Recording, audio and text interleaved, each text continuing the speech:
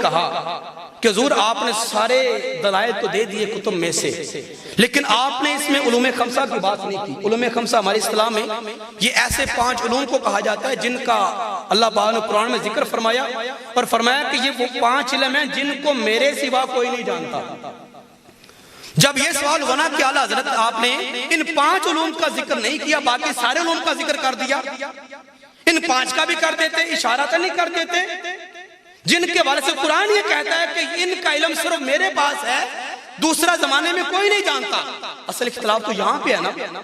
मिसाल के तौर पर पहला इल्म है कि रब फरमाता है कि क़यामत कब आएगी, क़यामत के बारे में किसी को नहीं पता क़यामत कब आएगी, कुरान का फैसला किसी को नहीं पता क़यामत कब आएगी। दूसरा इल्म है कि माज़ा तकसिबु गदन, क्या और कल क्या होने वाला है, आइंदा कल जो है किसी को नहीं पता कि कल क्या होगा। आपने इस हवाले से कुछ नहीं बयान फरमाया। औरत जो है मुअन्नस जो है, खा वो औरत है खा वो कोई जानवर है मुअन्नस, वो क्या पैदा करने वाली है, माफिल अरहाम, उसका इल्म किसी के पास नहीं, कुरान कहता सिर्फ खुदा जानता है। आप इसका भी हवाला साथ दे जाते, कौन बंदा मर के कहां पे गिरेगा इसका जिक्र आपने नहीं किया, हालांकि ये भी गैब का इल्म है। चूंकि हमारा तो अकीदा ये है कि सरकार क़यामत भी जानते हैं कब आएगी, हमारा तो ये भी अकीदा है कि सरकार को माँ के पेट के अंदर जो पैदा होने वाला है उसका भी इल्म है। हमारा तो ये भी अकीदा है कि कल क्या होगा सरकार पहले जानते हैं। हमारा तो ये भी अकीदा है कि मार कर बंदा कहाँ पे गिरेगा सरकार को ये भी पता है। हालांकि कुरान कहता है कि खुदा के सिवा कोई नहीं जानता। आप इन 5 इल्मों का भी हवाला साथ दे जाते, क्यों नहीं दिया? आपने फरमाया असल में बात यह कि ये सवाल में पूछा ही नहीं गया था। अगर मुझसे उलूमे खमसा के बारे में पूछते ना तो फिर मैं उसी तरफ रहता, उसकी वजाहत करता। मुझसे तो मुतलकन पूछा गया कि अगर सरकार के पास इल्म गैब है तो किताबों से साबित करके दिखाओ, मैंने वो साबित कर दिया।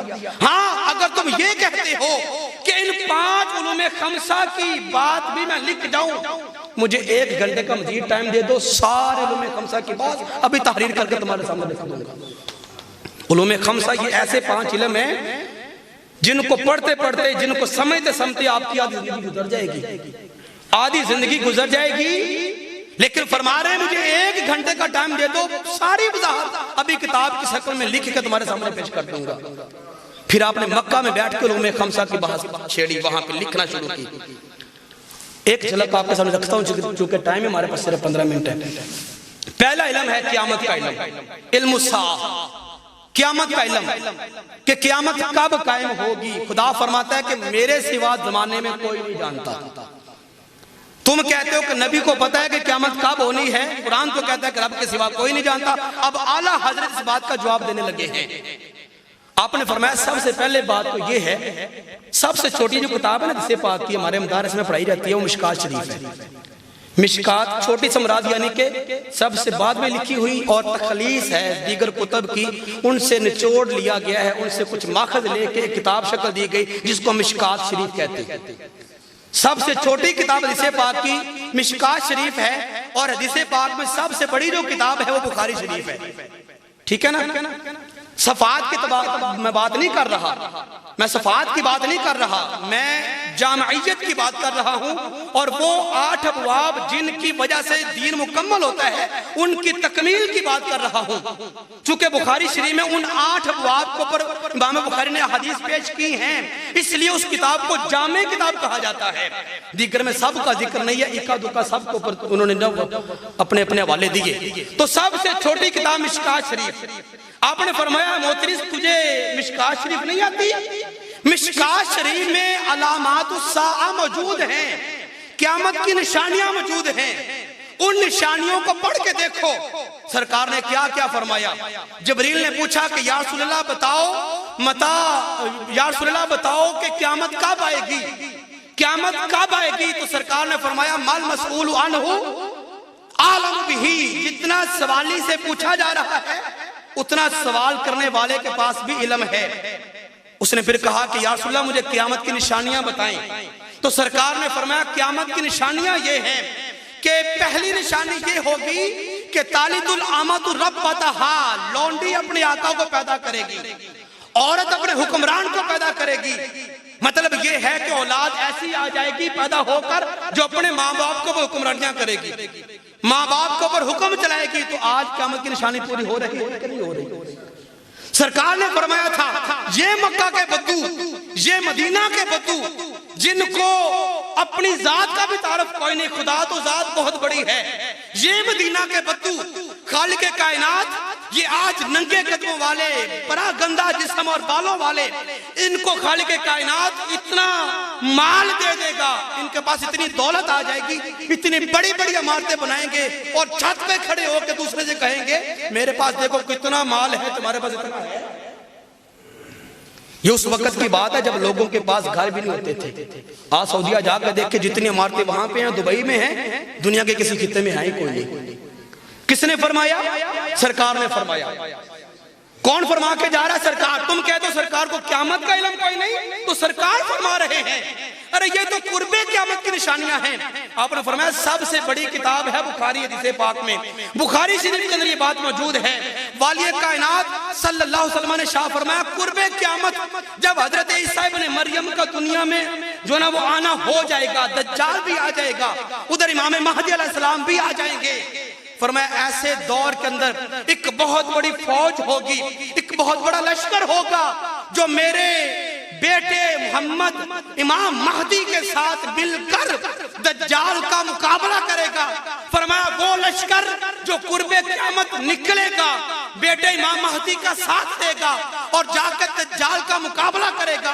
फरमाया बड़ा कसीर मिकदार में होगा, बड़ी वसी मिकदार में होगा।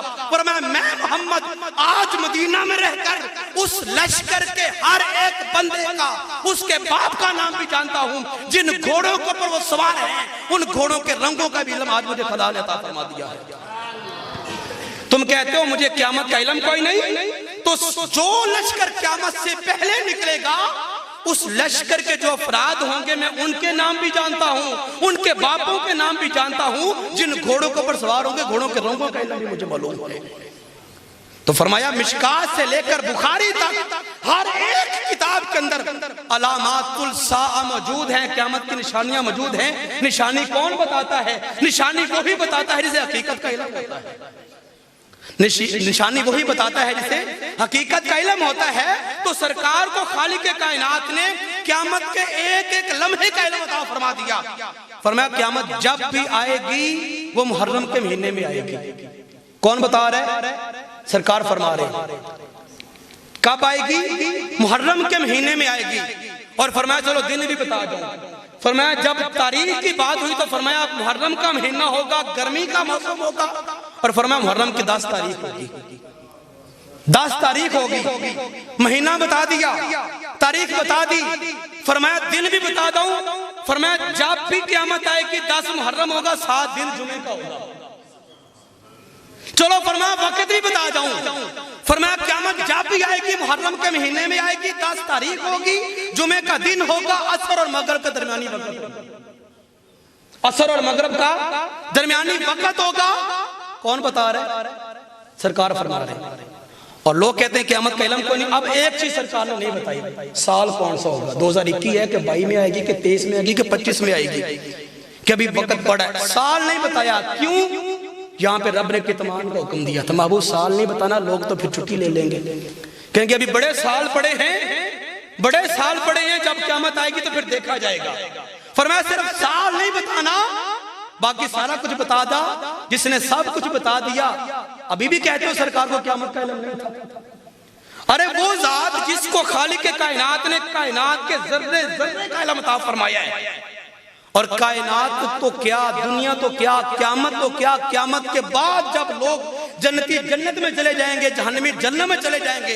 तिरमिज़ी में रिवायत मौजूद है, सरकार ने फरमाया मैं उस वक्त के हालात भी जानता हूं जब आखिरी बंदा जहन्नम से निकल रहा होगा और निकल के जन्नत में जा रहा होगा। ये हिसाबो किताब के बाद की बात है। आखिरी जन्नती जब जहन्नम से निकल के जन्नत जा रहा होगा, फरमाया मैं उस बंदे का नाम भी जानता हूं, उस बंदे के हवाल भी जानता हूं। फिर मुस्लिम ने बात फरमाई है, उसके हवाल सरकार ने बयान फरमाया वो कैसे कैसे निकलेगा। तो हजरत ज़ुल्फ़िकार सरकार की ये पैरा कौन दे रहा सरकार की जात के ऊपर? अशाह अहमद रज़ा का फ़ाज़िल बरेलवी। ऐसे दौर में सरकार के नामूस का, इज्जत का और आपकी जात का जिस शख्स ने पहरा दिया, उस शख्स को अशाह अहमद रज़ा का फ़ाज़िल बरेलवी कहते हैं। और ये हमारी पहचान है। अहले सुन्नत व जमात की बात याद रख लें, हमारी पहचान है, इनके बगैर हमारी पहचान मुकम्मल नहीं होती। और